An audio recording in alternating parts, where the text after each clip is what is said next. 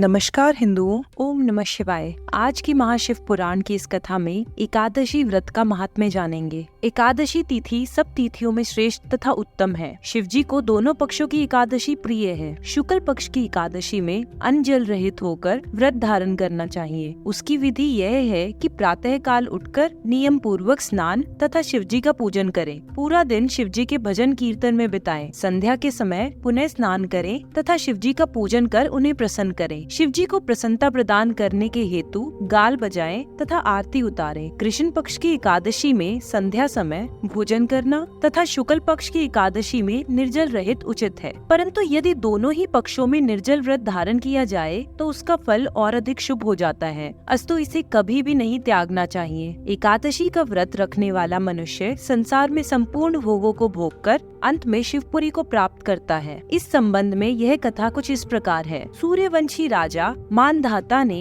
इस व्रत को किया था। संयोगवश एक बार अयोध्या में बड़ा अकाल पड़ा तथा अन्न उत्पन्न न होने के कारण प्रजा अत्यंत व्याकुल हुई। तब सभी प्रजाजन एकत्रित होकर राजा के समीप गए और हाथ जोड़कर इस प्रकार प्रार्थना करने लगे, हे पृथ्वीपति, ऐसा कौन सा पाप हुआ जिसके कारण यह अकाल पड़ा है और हम लोगों को भारी कष्ट भोगना पड़ रहा है। हे महाराज, हम लोग भूख से मरे जा रहे हैं। अस्तु आपके शरणागत हैं, आप हमारी रक्षा कीजिए और कोई ऐसा श्रेष्ठ उपाय बताइए जिससे सब लोगों का कष्ट दूर हो। प्रजाजनों के मुख से यह वचन सुनकर राजा मानधाता ने अत्यंत लज्जित हो ब्राह्मणों को बुलाया और उनका सम्मान करते हुए हाथ जोड़कर यह पूछा, हे महानुभावों, आप मुझे ये बताने की कृपा करें कि मेरे देश में वर्षा क्यों नहीं हो रही है। इसके साथ ही आप कोई ऐसा उपाय भी बताइए जिसके करने से वर्षा होकर सब लोगों को आनंद प्राप्त हो। राजा की प्रार्थना सुनकर सब ब्राह्मणों ने विचार कर उत्तर दिया, हे राजन, वर्षा न होने का कोई कारण हमें ज्ञात नहीं होता, परंतु वर्षा होने के लिए हम तुम्हें उपाय बताते हैं। इतना कहकर ब्राह्मणों ने वर्षा होने के अनेक उपाय बताए, परंतु उन्हें करने पर भी किसी प्रकार की वर्षा न हुई। यह देखकर राजा अत्यंत निराश तथा चिंतित हो राजधानी त्याग वन में चले गए। वहाँ लोमश नामक एक तपस्वी रहते थे। वे तपस्वी बड़े आत्मदर्शी, ज्ञानी और शिवजी के भक्त थे। राजा ने उन्हें सिद्ध जानकर बहुत प्रकार से स्तुति प्रशंसा की। फिर हाथ जोड़कर इस प्रकार कहा, हे सर्वज्ञ प्रभु, अयोध्या में वर्षा न होने के कारण संपूर्ण प्रजा अत्यंत दुखी है। अब मैं व्याकुल होकर अपनी राजधानी त्याग यहाँ वन में चला आया हूँ। सौभाग्य से मुझे आपके श्री चरणों के दर्शन प्राप्त हुए हैं।